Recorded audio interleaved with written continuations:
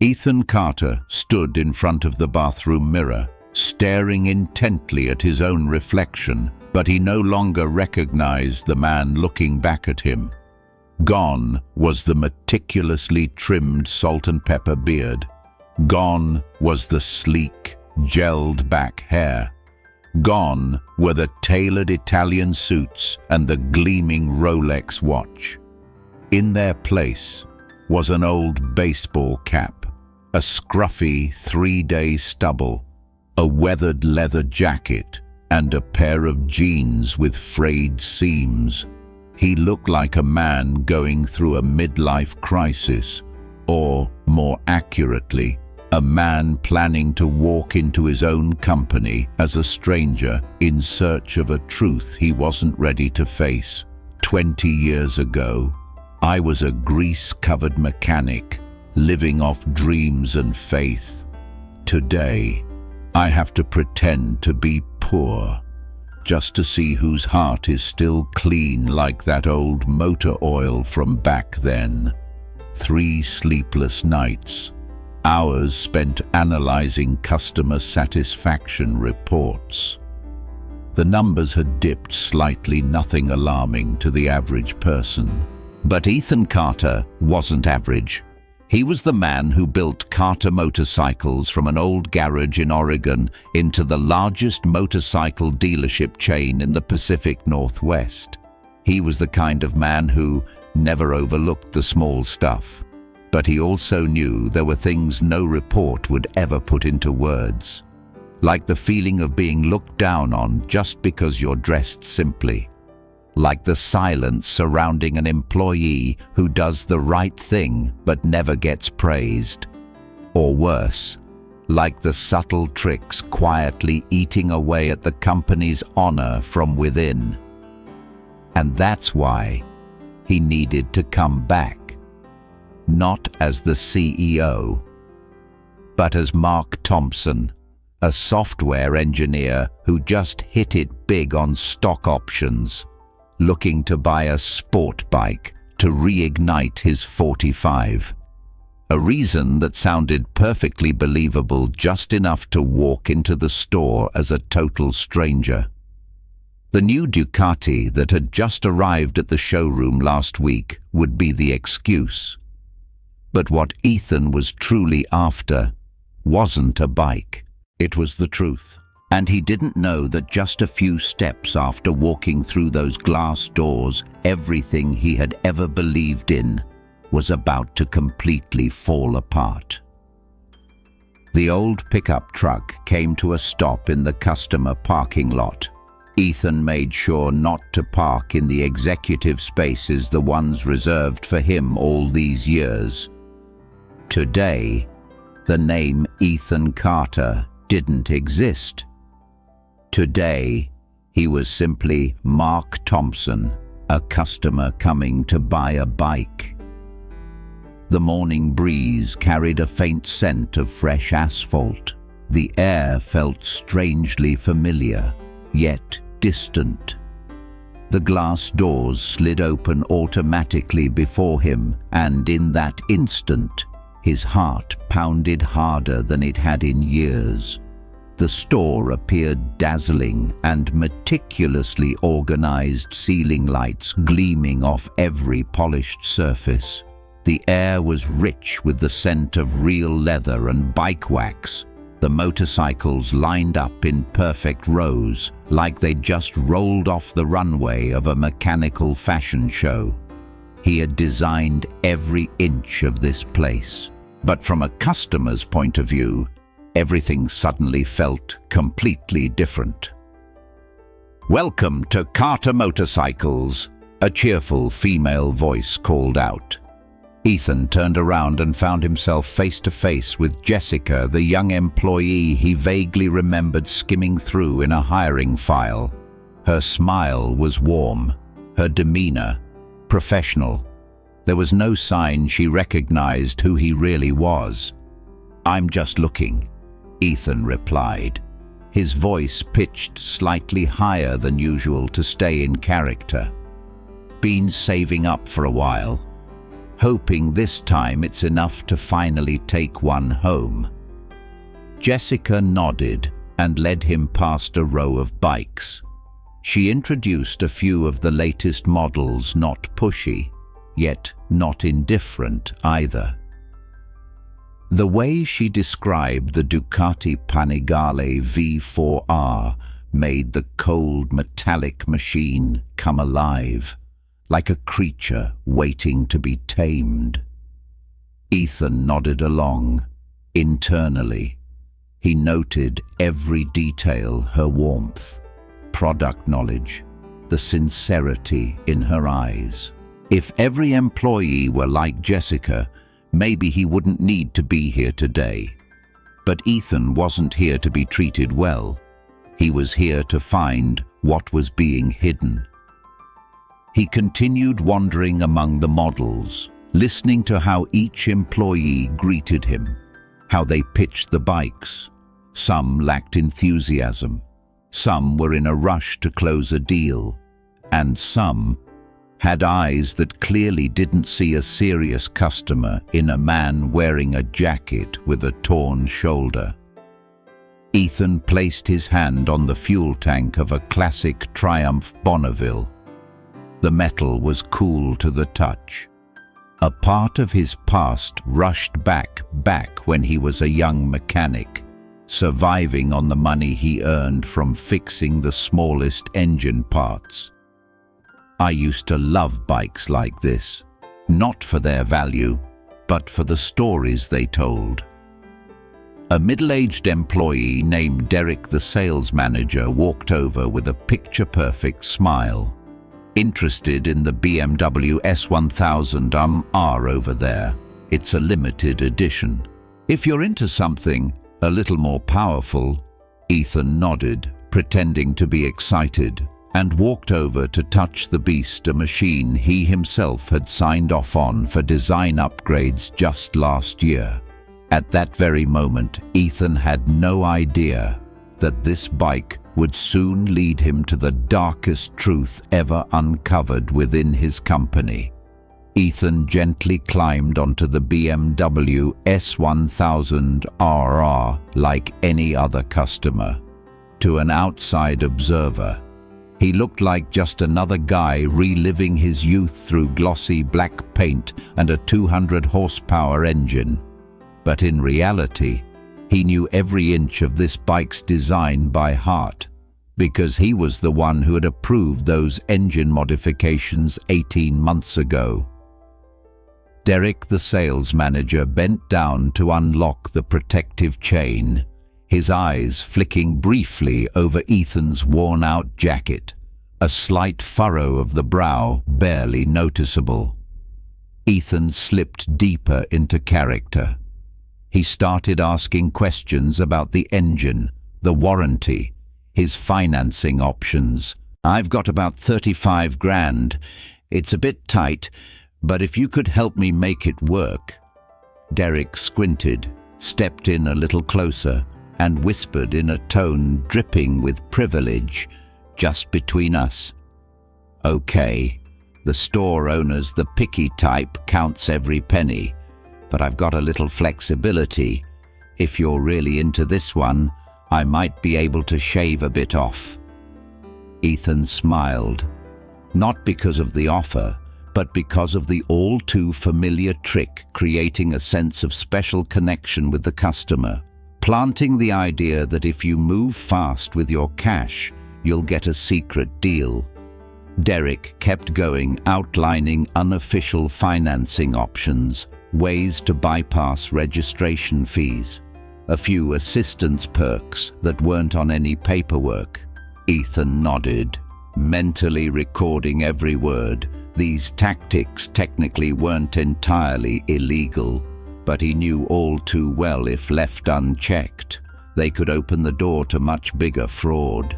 He shifted his attention to Jessica, the employee he'd met earlier, and asked her about the new Ducati Panigale V4R. Her response was the complete opposite of Derek's: clear, transparent, and full of passion. She spoke about the electronically adjustable suspension, the signature growl of the engine, and the lightweight carbon frame 20% lighter than the previous model. Ethan saw a reflection of his younger self in the bright, excited eyes of this young woman, and he wondered between Jessica and Derek who would truly help a company grow after more than an hour. Ethan continued moving around the showroom, playing the role of an undecided buyer. He paid attention to how employees interacted with each customer. Some were attentive, some careless, and some barely spared him a glance, dismissing him based on the cheap clothes he wore.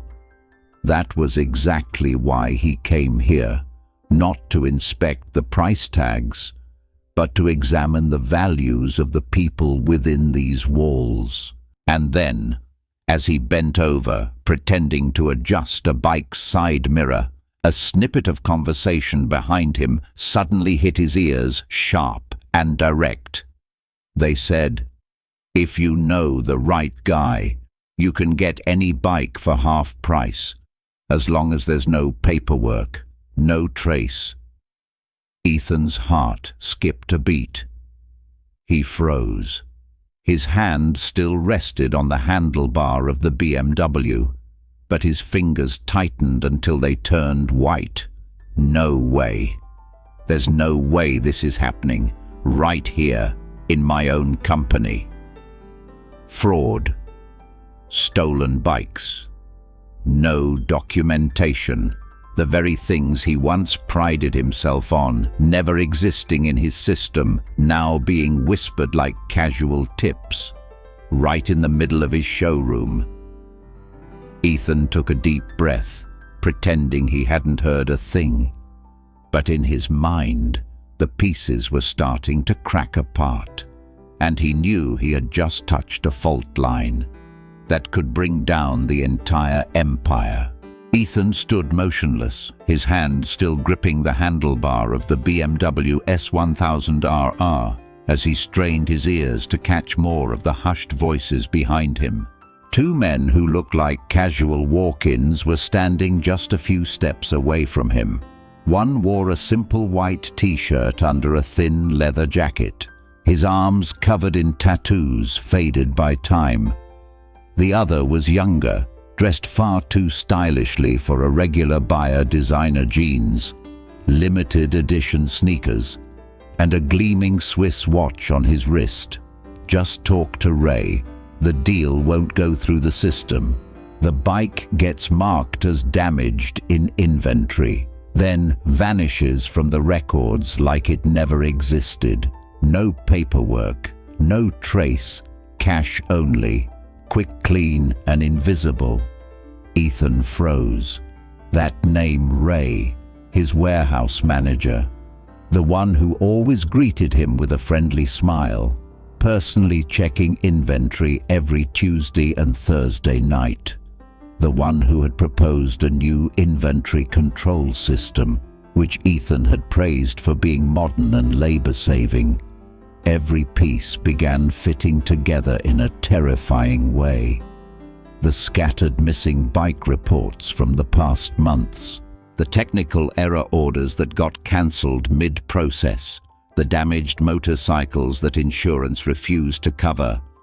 Ethan recalled every number he had once brushed aside, thinking, the new system just needs time to settle. No. This wasn't a system glitch. It was a scheme. He slowly backed away from the BMW, pretending to lose interest, but his eyes stayed fixed on the two men who had now moved over to the vintage bike section. Guys with tens of millions don't know squat. The tattooed man sneered, probably off somewhere counting their money. No clue we're flipping bikes right under their nose. Ethan's chest tightened. That was the feeling. of hearing your name reduced to a punchline. He walked slowly toward an old Triumph Bonneville, the perfect spot to listen in more clearly without drawing attention. His hand gently stroked the fuel tank, but his mind was breaking down every word they said. Ray marks the bike as damaged, sends in a fake repair report to HQ, then it disappears during transport. The buyer pays half the retail, gets a mint condition bike. Whole deal's done overnight. Ethan closed his eyes.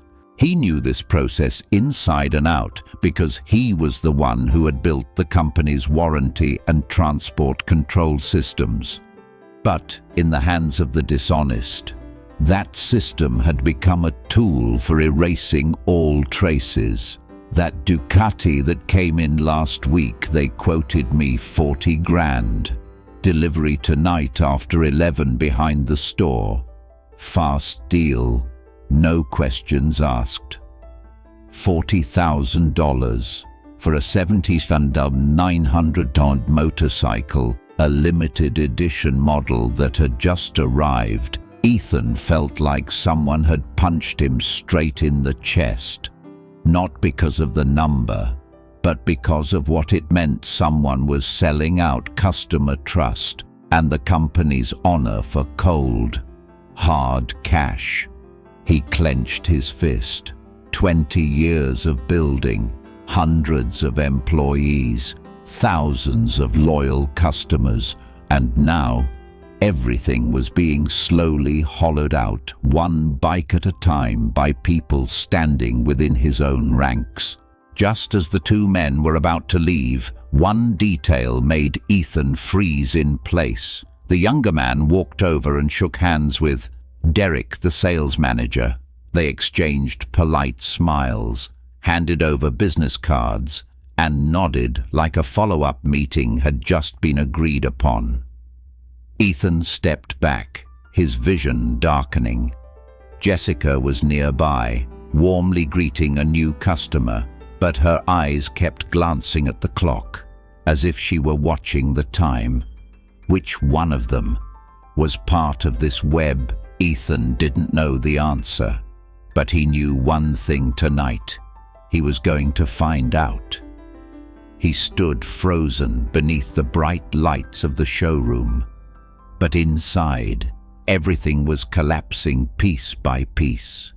Amid the countless voices, soft background music, and footsteps echoing across the tiled floor, only one name kept ringing in his mind: Ray. The man he had trusted enough to give full authority over the warehouse where motorcycles worth millions flowed in and out each month. The man who always smiled kindly, who listened, who volunteered for late-night shifts, who had eagerly offered to manage the entire inventory system during the software transition. Ray Martinez. He's the one who suggested the new digital inventory system, Ethan muttered, his eyes narrowing toward the distant office area, the same system that, ever since its implementation, had coincided with missing inventory reports. He began walking, pretending to be browsing for more information about the bikes. But his mind was racing with questions. Why is it only the most expensive bikes that are marked as damaged? Why are repairs always scheduled for Tuesday and Thursday nights, the exact shifts Ray works? And why are all the records tied to the missing bikes so overly standardized? No handwritten notes, just templated forms that looked copied and pasted. He knew this: real technicians never write perfect reports. They use their own shorthand, their own jargon, sometimes even typos or hand-drawn schematics. But those documents were too clean. It's a copy, Ethan quietly admitted to himself. Ray isn't just a cheat, he's a professional.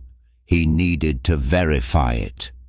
The moment he stepped out of the dealership, Ethan turned sharply into a cafe 2 blocks away.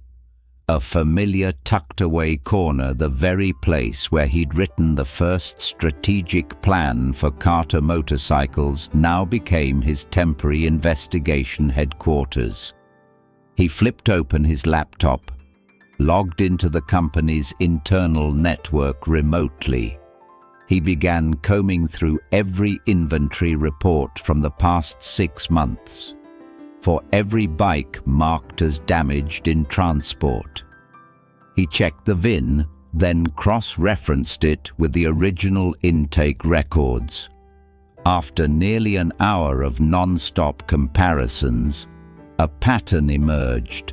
Every Tuesday and Thursday night, at least one high-end motorcycle was flagged as damaged and sent out for repairs. Oddly enough, the repair destination wasn't an official company-owned service center, but a maintenance facility Ray himself had introduced into the system. Ethan took a deep breath and opened the next tab, Employee Work Schedules. Just as he suspected, Ray always scheduled himself for night shifts precisely on the dates when losses occurred. He wrote the requests, conducted the inventory, filed the reports, and signed off on the handovers with no cross-checks from anyone. By now, Ethan knew Ray isn't working alone. A scheme this elaborate can't be run by just one man. And just as he leaned back in his chair to catch a breath, a new detail froze him in place. One of the 2 customers from earlier had just texted to confirm the pickup using the exact phone number Ethan had entered on the customer intake form. They thought he was a new regular, and he realized instantly this was his one chance to infiltrate the operation from the inside. 11 p.m. Backlot. $40,000. Ducati Panigale V4R. No paperwork. This wasn't just an appointment. It was living proof. Ethan closed the laptop, silently called a name in his mind. Jessica, are you part of this? Because if Ray was the one controlling the back end, then who was at the front, welcoming customers and making the sales? Ethan left the cafe to the soft jingle of the doorbell, his hand clenched around the phone that had just received the message. Meet 11 p.m. Backlot, $40K. Ducati, no paperwork. Bring cash. They thought he was an easy mark. They had no idea that this man was the very one who laid the first brick of the motorcycle empire they were now quietly bleeding dry. The evening sky darkened. The wind carried the scent of gasoline and unease. Ethan didn't go back to the office. He didn't notify anyone. He didn't call a lawyer. Not even Michael, the head of security, the man he once trusted most. Because he knew once suspicion ignites, everyone close becomes a potential suspect. He reopened his laptop in a different spot this time. A small diner with weak Wi-Fi, but a discreet corner booth. And there, one name suddenly entered his circle of suspicion: Jessica. The first person who greeted him when he entered the showroom. The one with exceptional product knowledge. The employee with the highest number of 5-star customer ratings that month. And she was the one who had appeared near the 2 suspicious customers at the exact moment they were discussing the deal. Coincidence? Maybe. But Ethan had learned never to trust coincidence, especially when the pieces were locking together like gears turning quietly in the shadows. He pulled up Jessica's personnel file, hired 3 months ago. her position personally recommended by Ray. From there, a cascade of connected data emerged. Jessica had previously worked at 2 small motorcycle dealerships, both of which mysteriously went out of business shortly after she left. Both locations had one overlapping name in their inventory logs: Raymond M. Her work schedule at Carter Motorcycles consistently aligned with the timing of high-value bike disappearances. Ethan leaned back in his chair. The light from the laptop screen reflected in his tired, sunken eyes. The feeling now wasn't anger, it was awakening. He recalled the image of Jessica that morning, the sincere smile, the sharp eyes, the way she spoke about the vintage Bonneville like it was a personal memory. Was any of it real? Or was it just a flawless performance in an even more perfectly staged act? He pulled up the payroll records. Jessica had only received 2 pay cycles, but her bonuses had spiked due to exceptional sales. The list of customers she'd handled overlapped significantly with bikes flagged as pending maintenance. She wasn't the new hire, she was the front-end architect. Ray coordinated from the warehouse. Jessica engaged with customers, subtly steering them toward the private buying channel. And someone else processed the paperwork, handled logistics, and possibly the cash. This network wasn't just one person.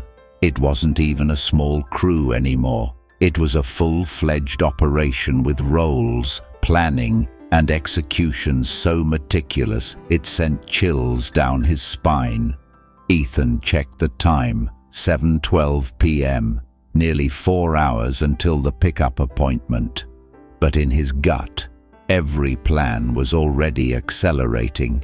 He couldn't call the police, not yet. No hard proof. He couldn't trust anyone in upper management, not until he knew who was still clean. But he did have one thing left: his patience and his own instinct. He typed a single message and sent it to an old contact from his days consulting with Homeland Security.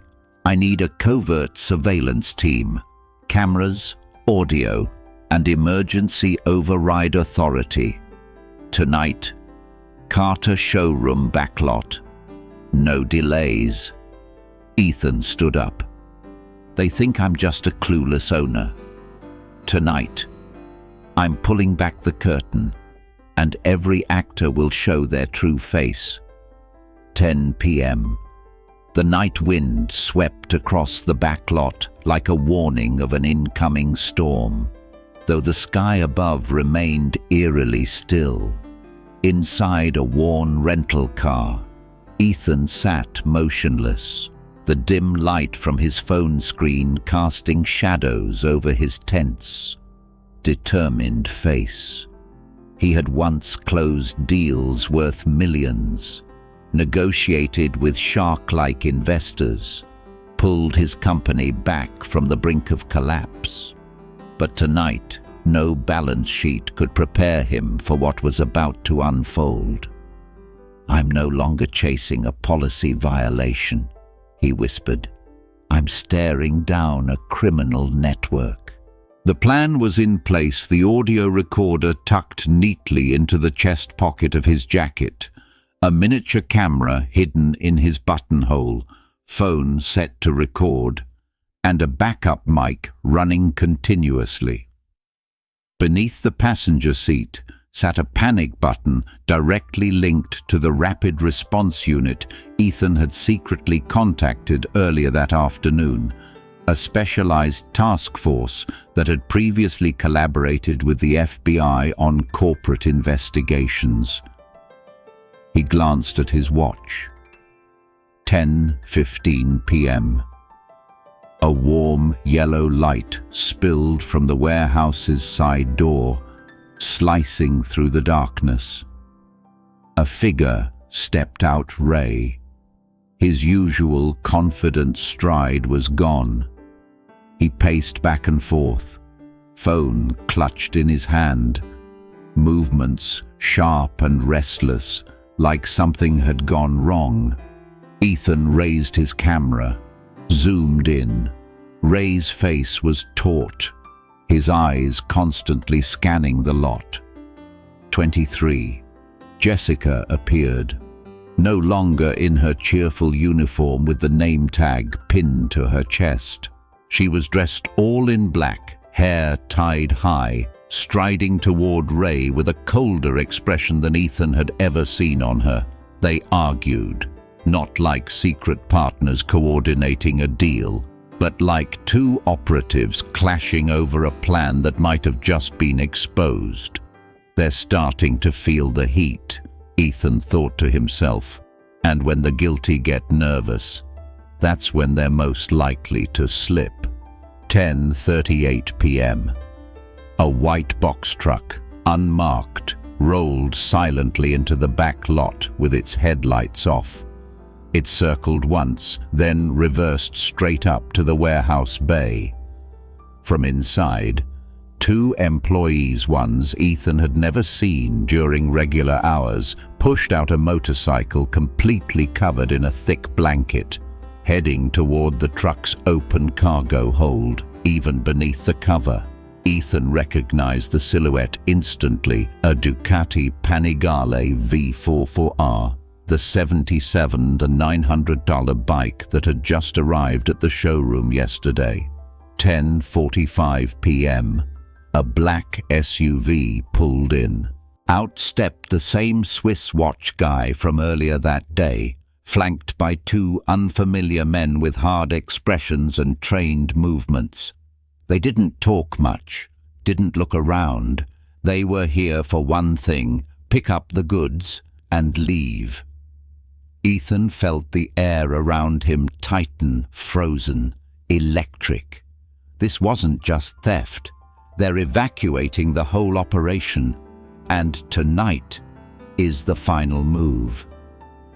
A second truck crept in, then a third.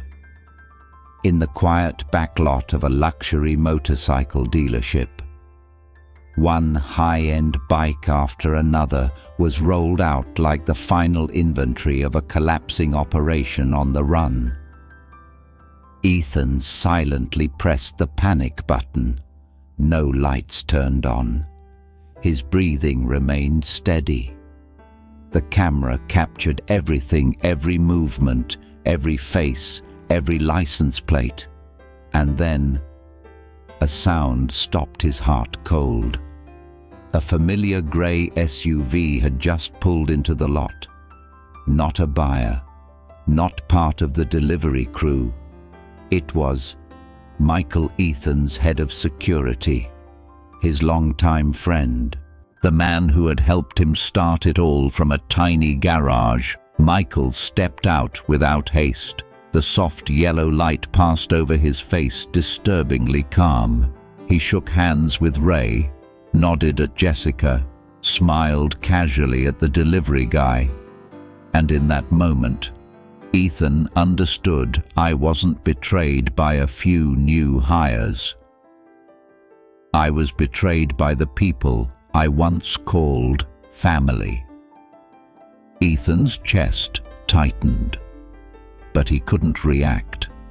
He couldn't break. Because in 15 minutes, the final piece of this game would reveal itself. 11:00 p.m. The engines went silent. No one raised their voice. The backlot of Carter motorcycles suddenly felt like a stage, moments away from its darkest performance. Ethan, still seated in the rental car 3 blocks away, watched it all through the tiny lens of the chest-mounted camera.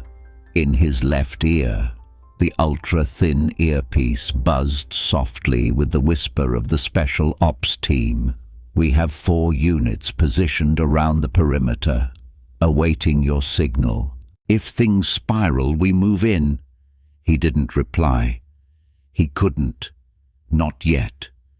His hand gripped the phone tightly, camera still rolling, and the voices in the lot came through clearer now, thanks to the audio transmitter he'd planted near the entrance earlier that morning.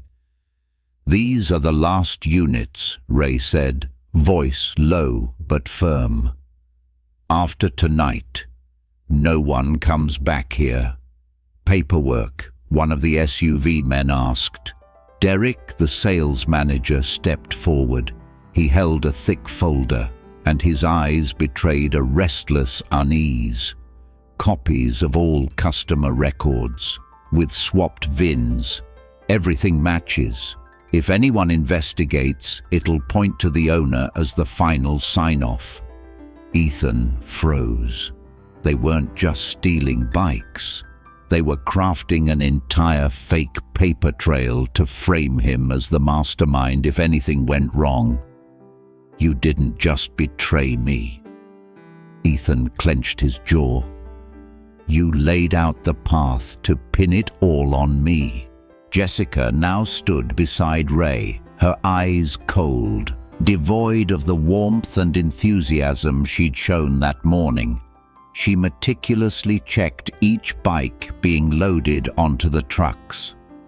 Michael, the man who once held the keys to the security server room, stood with his phone in hand, typing something.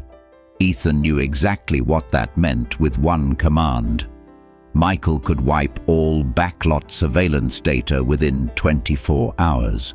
They know how to clean their tracks. They've done this somewhere else. I may not be the first victim, but I will be the last. Ray approached the SUV. "The Ducati Panigale, your order, it's in the first truck. Pickup point is location B, and here's a little bonus." He unzipped a duffel bag, revealing thick stacks of cash.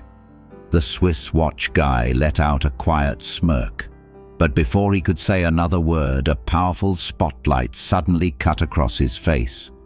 A new SUV tore into the lot. Not part of the thieves, not part of the plan.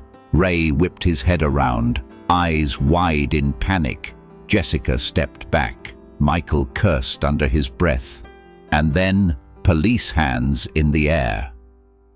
"This is a raid." Headlights blazed. 4 blinding beams cut through the darkness.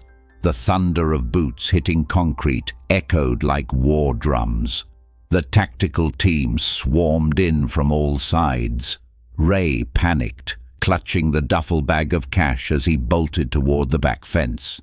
Jessica tried to slip into the shadows, but 2 officers intercepted her before she could vanish. Derek hurled the folder of fake documents and tried to run, but was slammed to the ground, face first on the cold concrete. Ethan didn't stay put. He fired up the engine, peeled around the side alley, and skidded to a stop, blocking Ray's escape route. The car door flew open. Ethan stepped out, towering under the pulse of red and blue strobes. "Where you running?" "Ray, you slipped through 3 companies, but this time," he stepped in closer, "you picked the wrong man." Ray growled, reaching inside his jacket for something, but Ethan was ready. A swift leg sweep, a move Ethan had learned back in college, sent Ray crashing to the ground. The duffel bag flew from his grip, bundles of cash scattering under the harsh floodlights. 2 officers immediately pinned him down. The metallic click of handcuffs locked tight around Ray's wrists as he shouted, "Carter knew everything. He staged this to blame me. Carter's the real mastermind." Ethan stood silently. No need to respond. A female FBI agent stepped out from the second vehicle, holding a thick folder and a recording device. "How strange," she said calmly. Because we have 72 hours of recorded evidence proving Mr. Carter was conducting an internal investigation on his own. And after tonight, no one involved is getting out. Police dragged Ray away. His face twisted in rage, but it was also the face of a man who finally understood he'd lost to the very person he thought was too blind to notice. The lot was now a frenzy of lights and radio static. The trucks were surrounded, every player in the ring cuffed. Stacks of fake documents were piled like trophies, undeniable proof of a crime fully exposed. But Ethan knew one last mask had yet to fall. Michael. He stood not far away, his icy stare fixed on the chaos unraveling in front of him. As two FBI agents approached, Michael raised his hands slowly, no resistance. No words, as if he had seen this moment coming all along. Ethan stepped forward, bitterness bleeding through his voice. "It's really you, Michael. The man I once trusted with the master security codes, who used to split a $2 lunch with me back when we were just a garage crew." Michael let out a faint laugh, a smile devoid of warmth. "You're still too idealistic, Ethan. The bigger the company, the harder the cash flows. Guys like Ray, all they have to do is find the right door and the money pours in by itself." He glanced toward Ray, cuffed and shouting, Jessica being escorted away, Derek spilling everything under pressure. Then he turned back to Ethan, expression sharp as ice. "And you really thought you could take down this whole system on your own? You should be thanking me. Without me, they would have made you the fall guy." Ethan clenched his jaw, locking eyes without blinking. "You don't get it. I didn't build this company with money. I built it with trust. And because I believe in that trust, I'll never let anyone turn this place into a swamp." Clicked the sound of handcuffs locking around Michael's wrists. But what hurt Ethan most wasn't the cold snap of steel. It was the look of disappointment on the faces of the young officers, the ones who had once looked up to Michael as a role model. A federal agent approached and handed Ethan a phone, the one Derek had surrendered moments earlier.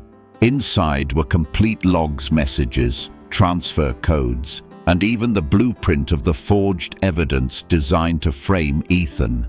"They were going to let you take the fall," the agent whispered. "If you hadn't investigated on your own, they might have pulled it off."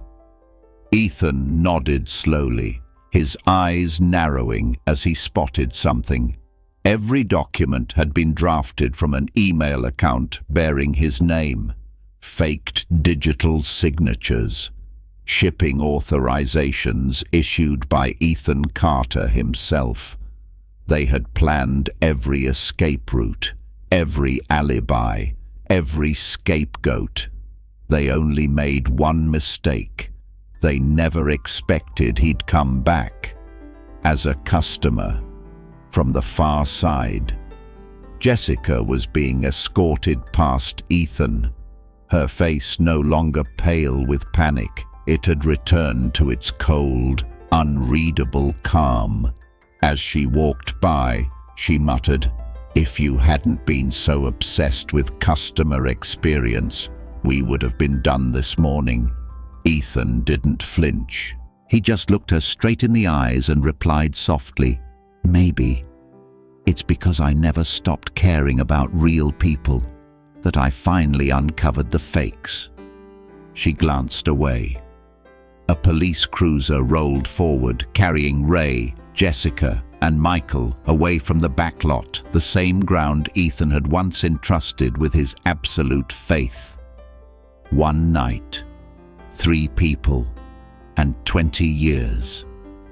he thought to himself. All ended like this. But instead of collapsing under the weight of betrayal, Ethan simply tightened his fist, then turned, walking slowly toward the front of the showroom, where the interior lights still glowed gently in the dark, like a quiet reminder. This wasn't the end. It was only the beginning. Morning was near. The flashing police lights began to fade. Sirens went silent. What remained was an eerie stillness across the lot, a strange calm after a night that had played out like a scene from an action movie. Ethan stood in the center of the yard, gazing at the tires that had once spun off course, now lying still beneath sealed covers. The motorcycles that once symbolized passion were now pieces of evidence. A female FBI agent approached, handing him a thick folder. "We've been tracking Ray's crew for over 6 months," she said. "But your actions tonight helped us unravel a much larger chain." Her voice turned serious as she unfolded a page, showing Ethan a map marked with red dots, each one a dealership that had been quietly bled dry in similar ways. Oregon, Washington, Idaho, Nevada, Montana. This wasn't just a handful of disgruntled employees, she said. This is a regional money laundering network, operating under the disguise of motorcycle sales. Ethan stood speechless. Each dealership name on the map had once been a competitor or a branch Ethan had known for years. And now he understood why some companies that had grown rapidly suddenly vanished without a trace, right after a warehouse fire or a shipping mishap. And Carter Motorcycles was their biggest target. The agent said, "If it weren't for you, there's a good chance your name would have been on the indictment by morning." Ethan gave a faint smile. Not out of satisfaction, but because the truth hurt more than he'd expected. "They used my name to cover everything," he whispered. "And if I hadn't gone down there myself, no one would have known what was real and what was staged." The agent nodded and handed him a USB drive containing full copies of the night's evidence. But as she turned to leave, she suddenly paused. One more thing. Ray. He wasn't just the ringleader. He's also a primary link in an interstate trafficking network tied to a larger group, known as the Golden Chain Gang. Ethan froze. He had heard that name before in news reports about criminal syndicates laundering money through real estate, precious metals, and vehicles. I never imagined my motorcycle shop would be at the center of something like this. The agent pulled out a business card and placed it firmly into Ethan's hand. "We're building a federal task force, and if you're willing, we need you as an advisor. You understand these systems better than anyone." Ethan looked down at the card. For the first time in a long time, he didn't feel like a victim, but like someone who could stop this from happening again elsewhere. He gave a quiet nod, slipped the card into his chest pocket. In the distance, inside the showroom, the morning cleaning staff had just arrived. They had no idea what had happened. All they saw was the last police car rolling out of the lot and their boss, coat dusted from the night, standing silently, watching the sunrise through the glass. Tonight, I didn't just unmask traitors. I saw a much bigger war unfolding. He turned and walked toward the showroom. The glass doors slid open, but this time not as a stranger. This time, as someone who would rewrite the very way this place operated. Because now, more than ever, Ethan understood trust isn't something you just put into a contract. Trust must be guarded like a living asset. 3 months later, morning sunlight streamed through the newly installed windows at Carter Motorcycles, now upgraded with anti-reflective smart glass and built-in motion alerts. But that was just the surface. Inside, everything had changed, all the way to its core. Ethan Carter stood in the middle of the showroom, a space that once served as the stage for elaborate sales schemes, now transformed into a place of transparency, honesty, and genuine hope. He saw a young couple beaming beside a Triumph Street triple. The wife climbed onto the bike, laughing, while the husband filmed the moment on his phone, capturing a dream in motion. Ethan smiled. That's what this store was always meant to be, a place to offer real experiences with no tricks, no masks. Mr. Carter, a woman's voice called out. It was Linda, the former FBI agent who once led the investigation. Now, she wore the uniform of the head of security, at the very place she once helped bring justice. Latest quarterly report, sir. Everything's stable, no missing bikes, no discrepancies in the accounts. She handed him a tablet, offering a quiet smile. Ethan scrolled through quickly. All premium motorcycles now had hidden GPS tracking chips. Every transaction was verified through blockchain authentication.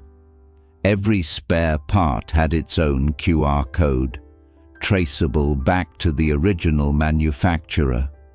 And best of all, Linda added, customer satisfaction just hit a record high. Ethan nodded, but there was still one thing he needed to see for himself. He turned and walked toward the service bay, the very place Ray had once used to swap out damaged bikes. Now, there were no shadows, no dead zones in the camera feeds, no rogue paper files without digital oversight. What stood there now looked more like a high-tech lab than a garage, every tool tagged and accounted for, every action recorded on video, every service order logged digitally, with a clearly assigned final point of responsibility. In one corner stood a group of new hires, the first class of Ethan's newly launched Second Chance program. These were individuals with minor blemishes on their pasts, a traffic violation, a failed background check, rejections from other dealerships. But here, they were being retrained not just in technical skills, but in accountability, dignity, and redemption. One young man raised his hand. Sir, can I ask if I was fired from my last job for dishonesty? Can I still be trusted again? Ethan walked over, placed a steady hand on his shoulder. Trust isn't something that's given freely, but if you're willing to ask that question, it means you've already started over, from the inside. The room fell silent. Then, slowly, each person nodded as if making a silent vow. Ethan turned to Linda. Project Renaissance. Launch it this week, a month ahead of schedule. Linda raised an eyebrow. You sure? Positive. Ethan smiled. This world doesn't lack people who've made mistakes. It just lacks places willing to help them make it right. That afternoon, a young boy wandered past the showroom, pausing to peer through the glass. In his eyes gleamed that familiar spark, the same one Ethan once carried, back when he was just a grease-covered mechanic with a dream. Ethan stood up, walked out of his office, opened the door and motioned to the boy. "You like motorcycles, kid?" "Yeah, but I don't have any money," the boy replied shyly. "That's okay." Ethan grinned. "I started out just like you. Come in. Let me show you the first bike I ever fixed." The boy followed wide-eyed, and Ethan knew there are things that can't be stolen, can't be forged, can't be bought. Trust and the power to pass it on. Later that day, an all-staff meeting took place in the small hall behind the showroom, once a storeroom used to smuggle out stolen bikes. Now it was bright, open, and renamed the Integrity Room. Fong Hoi Sin, the Redemption Room. On the projection screen, there were no graphs, no revenue charts, just names. Names of customers who had been deceived, names of employees who stayed silent out of fear, and names of those like Ethan who had once believed and were betrayed. Ethan stepped up, no script, no prepared speech, just a man, speaking the truth to people who mattered. "I used to think I knew this place inside and out, every brick, every bolt. But I was wrong, because I forgot even the strongest wall can collapse if someone's quietly carving into it from within." The room was silent. No phones buzzing, no chairs shifting, just stillness. He continued, "I'm not telling this story to scare you. I'm telling it so we never forget the line between ambition and ethics is razor thin. And sometimes it's the people we trust most who force us to wake up." He paused, let his eyes sweep across the room, seeing the familiar faces, and the new ones too. Many from the restoration program, listening with fire in their eyes. But I'm not angry at them anymore, because if it weren't for that night, I never would have re-examined the way I was running things. I wouldn't have realized that security isn't in the locks on our doors. It's in the honesty of the people standing in this room. He pulled out a small slip of paper with only one line written on it. "The real profit is trust. We can lose bikes, lose money, lose time. But if we keep trust, then Carter Motorcycles won't just survive. It'll become a model for a new kind of business where people come before profit, where a second chance isn't a liability, but a chance to do what's right all over again." Applause broke out, not loud, but deep, and it reached the heart. That day, Ethan stepped out the back door of the showroom, the very spot where, just 3 months earlier, darkness had once made its home. Now, the lot was empty, clean, peaceful. He stood there for a moment, then quietly hung a wooden plaque on the old brick wall carved by his own hands. It read, "Sometimes the storm doesn't come to break you. It comes to wash away what isn't real." Ethan turned, sunlight spilling behind him, and from that moment on, Carter Motorcycles was no longer just a brand. It was a story, a symbol, a living proof that when you have the courage to return to the starting line with your real heart, you'll find your way back to what's right. If you've ever been betrayed by the very place you trusted most, remember this truth: no matter how deeply buried, always finds its way back to the light.